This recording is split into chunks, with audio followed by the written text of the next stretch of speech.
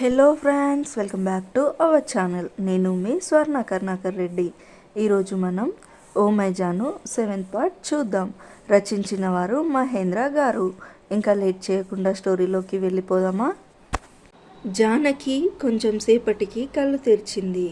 తన చుట్టూ చాలామంది డాక్టర్లు చూస్తూ ఉంటారు. జానకి చాలా భయం వేస్తూ ఉంటుంది. అప్పుడే అక్కడికి సూర్య, హర్ష వచ్చారు. చూసావా బావా, నిన్ను చూసిన వెంటనే తన ముఖం మీదకి నవ్వు వచ్చింది అన్నాడు హర్ష. నువ్వు అన్నీ మూసుకొని ఉండు అన్నాడు సూర్య. జానకిని వాళ్ళ ఇంటికి తీసుకుని పోయారు.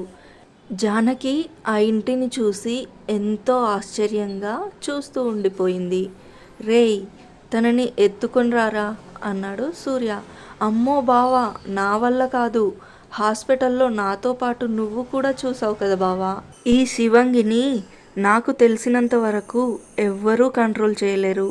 తన తల్లిదండ్రుల వల్ల కూడా ఈ పని అవ్వదు, ఒక్క నువ్వు తప్ప. జాగ్రత్తగా ఎత్తుకునిరా, నేను వెళ్తున్నా అంటూ పారిపోయాడు హర్ష.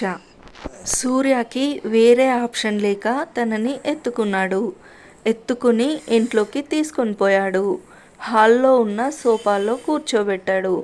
గౌరమ్మ సూర్యాని, జానకిని అలా చూసి చాలా అంటే చాలా ఆశ్చర్యపోయింది. ఇంతవరకు సూర్య ఒక్క అమ్మాయిని కూడా సూటిగా కళ్ళలోకి చూడలేదు. ఇంకా చెప్పాలంటే ఆడవాసన కూడా సూర్య దగ్గరికి రావాలి అంటే భయపడుతుంది. అలాంటిది సూర్య ఒక అమ్మాయిని తన చేతులతో ఎత్తుకున్నాడు అంటే అది 8వ వింతనే. సూర్య జానకిని సోఫాలో కూర్చోబెట్టాడు. జానకి వెళ్తున్న సూర్యని పట్టుకొని ఆపింది. సూర్య వెనక్కి తిరిగి ఏంటి అన్నట్లు చూశాడు. నాకు ఆకలిగా ఉంది అని చాలా క్యూట్గా అడిగింది జానకి. పడిపోయాడమ్మా అని హర్ష వాళ్ళ అమ్మ గౌరమ్మకి హర్ష చెవిలో చెప్పాడు.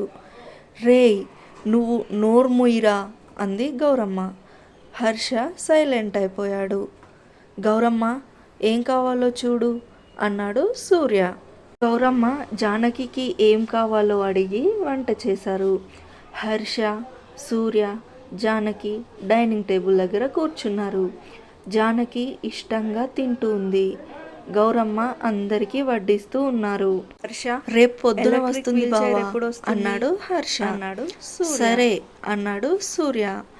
జానకి చాలాసేపు అయింది తిని. సూర్య తిని వెళ్ళిపోతూ ఉంటే, ఓయ్, నన్నెవరు పడుకోబెడతారు అంది జానకి. గౌరమ్మ, హర్ష ఆశ్చర్యంగా చూశారు. గౌరమ్మ పడుకోబెడుతుంది అంటూ పైకి వెళ్ళిపోయాడు సూర్య. గౌరమ్మ జానకిని పడుకోబెడుతుంది. మరుసటి రోజు సూర్య ఫ్రెష్ అయి కిందికి వస్తాడు. బావా, తను లేచినట్టుంది, నువ్వే వెళ్ళి తీసుకొనిరా అన్నాడు హర్ష. రేయ్, నువ్వు నోరు ముయ్యరా. గౌరమ్మ, తనని ఫ్రెష్ అప్ చేయించి తీసుకునిరా అన్నాడు సూర్య. సరే బాబు అంది గౌరమ్మ. గౌరమ్మ వెళ్ళి ఫ్రెష్ అప్ చేయించి బయటకి తీసుకొని వస్తుంది. గౌరమ్మ జానకికి టీ ఇస్తుంది. జానకి టీ తాగి, గౌరమ్మ, టీ సూపర్గా ఉంది, నాకు నేర్పిస్తావా అంది. తప్పకుండా నేర్పిస్తా తల్లి అంది గౌరమ్మ. అప్పుడే ఇంటికి ఎలక్ట్రిక్ వీల్ చైర్ ఆర్డర్ వస్తుంది. హర్ష దాని మెకానిజం ఒకసారి ట్రై చేసి పర్ఫెక్ట్ బావా అంటాడు. సూర్య జానకిని ఎత్తుకుని దానిలో కూర్చోబెట్టాడు. జానకి, ఈ బటన్ ప్రెస్ చేస్తే ముందుకు కదులుతుంది, ఇది బటన్ ప్రెస్ చేస్తే వెనక్కి వెళ్తుంది. అలా జానకికి హర్ష ఎక్స్ప్లెయిన్ చేస్తూనే ఉంటాడు. ఆ వీల్ చైర్ మెట్లు కూడా ఎక్కుతుంది.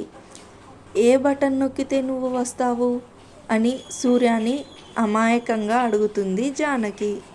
బావా, నేను డీల్ చేయలేను, నువ్వే వచ్చి చూసుకో అన్నాడు హర్ష.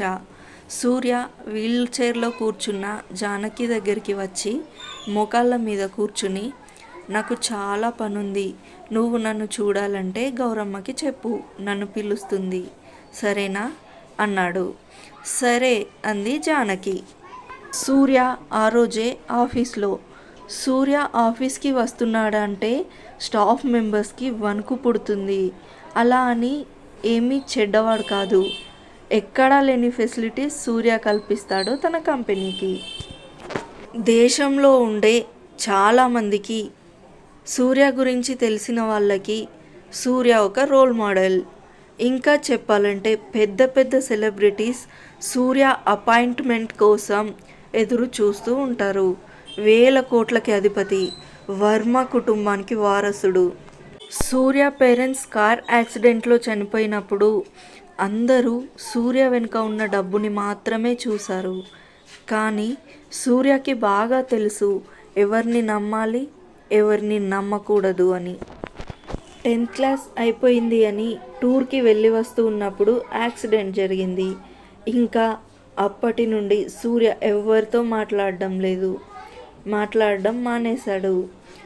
గౌరమ్మ సూర్య పుట్టినప్పటి నుండి ఆ ఇంట్లోనే పని మనిషిగా ఉంది. గౌరమ్మ భర్త మిలిటరీలో చనిపోయాడు. ఆ విషయం తెలుసుకున్న సూర్య అమ్మగారు ఇంట్లోకి పని మనిషిగా కాదు ఇంట్లో ఒక మనిషిగా తెచ్చుకున్నారు. గౌరమ్మతో, హర్షతో, ఇంకా వాళ్ళ మామయ్య గోపాల్ గారితో మాత్రమే మాట్లాడతాడు సూర్య. అలా ఏమీ ఇంకెవరితో మాట్లాడాడు అని కాదు. సూర్యతో ఎవరైనా మాట్లాడితే సూర్య కూడా వాళ్ళతో మాట్లాడతాడు. సూర్య చూస్తే గంభీరంగా, తన ముఖం ఎప్పుడు సీరియస్గా ఉండడం చూసి ఎవరు రారు. ఇంకా చెప్పాలంటే సూర్య ఒక ఇంట్రోవర్ట్. కాకపోతే కంపెనీ విషయంలో చాలా షార్ప్గా, ప్రజెంటేషన్స్, ఎక్స్ప్లెనేషన్స్ సూపర్గా ఉంటుంది. ఆఫీస్లోకి వస్తూనే నేను అడిగిన ఫైల్స్ ఎక్కడా అన్నాడు సూర్య. మీ టేబుల్ మీద పెట్టాను సార్ అన్నారు స్టాఫ్ మెంబర్ 1.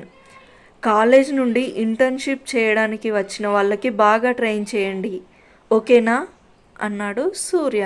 నెట్లీ సార్ అన్నాడు స్టాఫ్ మెంబర్ 2. హైదరాబాద్లో ఇప్పటికీ మనవి 9 మార్ట్స్ ఉన్నాయి. ఇంకో మార్ట్ పెట్టాలి అనుకుంటున్నా, దానికి మంచి ప్లేస్ చూడండి అన్నాడు Surya. Okay sir, I will look into it అన్నాడు స్టాఫ్ మెంబర్ 1. తన క్యాబిన్ దగ్గరికి వెళ్తూనే స్టాఫ్ మెంబర్స్తో మాట్లాడాడు సూర్య. సూర్య తన క్యాబిన్లోకి వెళ్ళగానే స్టాఫ్ అంతా రకరకాల ఎక్స్ప్రెషన్స్ ఇస్తూ అమ్మయ్య బీస్ట్ వెళ్ళిపోయాడు అనుకున్నారు. సూర్య అలానే కొంచెం సేపు ఆఫీస్ పని చేసుకుంటూ ఉన్నాడు. మధ్యాహ్నం సూర్యకి ఏదో గుర్తు రావడంతో ఆఫీస్ నుండి ఇంటికి ఫోన్ చేసి, గౌరమ్మ జానకిని షాపింగ్కి తీసుకెళ్ళు, ఏమైనా అవసరమైనది కొనుక్కుంటుంది, సరేనా అన్నాడు సూర్య. సరే బాబు అంది గౌరమ్మ. జానకి, గౌరమ్మ షాపింగ్కి వెళ్ళి మంచి మంచి బట్టలు, మోడ్రన్ వేర్, ట్రెడిషనల్ వేర్, ఇంకా పైజామాస్ కొనుక్కుంది. కాదు గౌరమ్మ కొనిచ్చింది. జానకికి ఏమి నచ్చినా కాదు వద్దు అనకుండా కొనిచ్చారు గౌరమ్మ. గౌరమ్మ, జానకి షాపింగ్ చేసి అలసిపోవడంతో కేఫ్కి వెళ్ళి ఆర్డర్ కోసం ఎదురు చూస్తూ ఉన్నారు.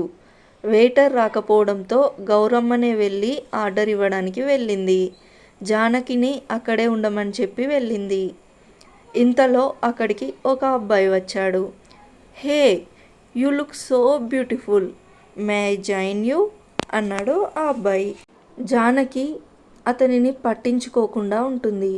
కానీ అతను జానకిని పట్టుకుంటాడు. జానకి చాలా భయపడింది. అప్పుడే అక్కడికి గౌరమ్మ వచ్చి అతని షర్ట్ కాలర్ పట్టుకుని జానకికి అంత దూరంలో వాడి ముఖం పెట్టి, జానకి వాడిని కొట్టు అంది గౌరమ్మ. జానకి ఆలోచిస్తుంది కొట్టడానికి. గౌరమ్మ మళ్ళీ మాట్లాడుతూ కొట్టు అని గట్టిగా అరుస్తుంది. జానకి వాడిని చెంప మీద కొడుతుంది. గౌరమ్మ వాడిని వదులుతుంది. హే, నువ్వు నన్ను కొడతావా, చూస్తూ ఉండు, నేనెవరో నీకు ఇంకా తెలీదు అంటూ ఆ అబ్బాయి అక్కడి నుండి వెళ్ళిపోతాడు. బానే ఉన్నావా తల్లి అంది గౌరమ్మ. బానే ఉన్నాను అంది జానకి. ఇంతలో ఆర్డర్ వస్తుంది. Gouramma juice, Janaki brewed coffee తాగుతూ ఉంటారు. తాగిన తర్వాత పార్కింగ్ లాట్కి వెళ్ళి కార్ ఎక్కుతూ ఉంటారు.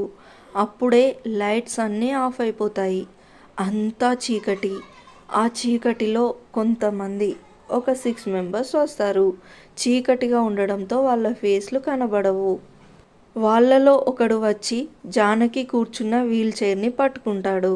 జానకిని ఎవరు కాపాడతారు అని మీరు అనుకుంటున్నారో కామెంట్స్లో చెప్పండి. Thank you for watching. Like, comment, share చేయడం మర్చిపోకండి. సబ్స్క్రైబ్ చేయని వాళ్ళు సబ్స్క్రైబ్ చేసుకోండి.